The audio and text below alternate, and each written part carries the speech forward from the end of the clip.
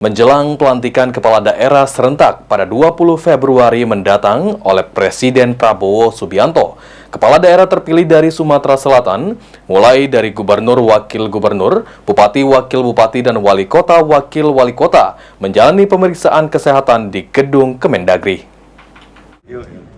Pak Gub, berarti siap nih retreat. Jadi pelatih.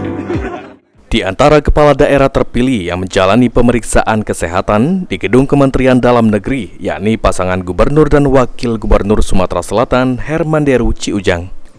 Terlihat Herman Deru yang menggunakan baju batik coklat tangan panjang dan Ciujang menggunakan baju putih tangan pendek, datang ke Kemendagri lalu mengisi sejumlah formulir pendaftaran dan berikutnya menjalani sesi tes kesehatan. Tes kesehatan yang dilakukan oleh para kepala daerah terpilih ini untuk mengikuti berbagai rangkaian acara yang sudah ditentukan oleh pihak Kemendagri, di mana setelah pelantikan pada 20 Februari mendatang oleh Presiden Prabowo Subianto, para kepala daerah terpilih akan melakukan retret pada 21 hingga 28 Februari di Akmil Magelang.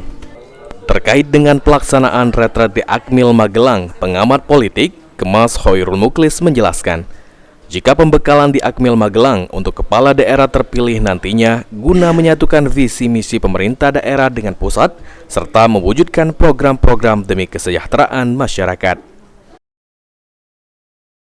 Setelah mengikuti pembekalan ini, para kepala daerah di seluruh Indonesia memiliki pemahaman yang sama, memiliki visi misi yang sama, dan memiliki langkah yang seragam dalam rangka mewujudkan program-program demi kesejahteraan masyarakat, baik program mereka dalam skala daerah maupun mendukung program yang difokuskan oleh pemerintahan saat ini.